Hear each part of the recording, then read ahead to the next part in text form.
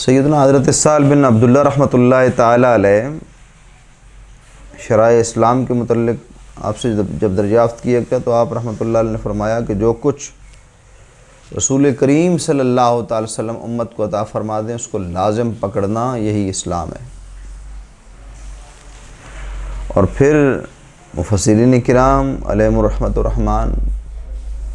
کی ایک تعداد، ایک جماعت ہے جو اطاعت مصطفیٰ کریم علیہ السلام کے متعلق لکھتی ہے کہ رحمت کونین صلی اللہ علیہ وسلم کی اطاعت یہ بندہ مومن کا جینا مرنا ہے۔ اگر بندہ مومن نبی کریم علیہ السلام کی اطاعت کو ترک کرتا ہے تو نہ اس کی دنیا ہے نہ اس کی آخرت ہے۔ اس لیے رحمت کونین صلی اللہ علیہ وسلم کی آمد مبارک پر خوشی کا اظہار کرنا اہل ایمان کا طریقہ ہے، اور اس خوشی کو سیلیبریٹ کرنا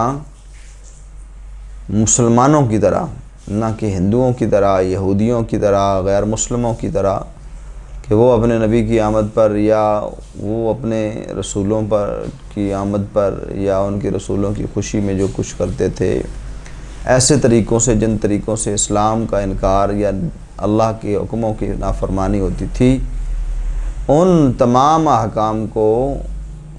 ترک کرنا، ان تمام افعال کو ترک کرنا جو اسلام کے احکام کے مخالف ہیں، یہ بعین ہی اسلام ہے۔ اور وما آتاکم الرسول فخذوہ وما نہاکم عنہ فانتہوا، یہ ایک معیار ہے، کسوٹی ہے کہ رسول کریم صلی اللہ تعالی علیہ وسلم کی محبت میں اس حد تک آگے چلے جانا کہ جہاں انکار اسلام لازم نہ آتا ہو اور اسلام کی جو بنیادی احکام ہیں اور اسلام کے شعائر ہیں ان کا انکار نہ ہوتا ہو، تو ایسے تمام تر حالات کے اندر جو ہے وہ دینی گفتگو کرنا، گفتگو سننا اور ان تمام تر گفتگوؤں کو سن کر عمل کرنا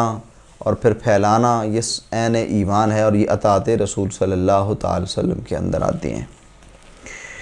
حدیث پاک کے اندر ہے کہ رحمت کونین صلی اللہ تعالی وسلم نے فرمایا جس نے میری اطاعت کی بلا شبہ اس نے اللہ کی اطاعت کی۔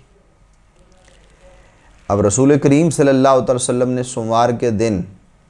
روزہ رکھ کر اپنی ولادت کے موقع کا اظہار فرما کر امت کو اس پر ترغیب دی ہے کہ سوموار کو اہم جانو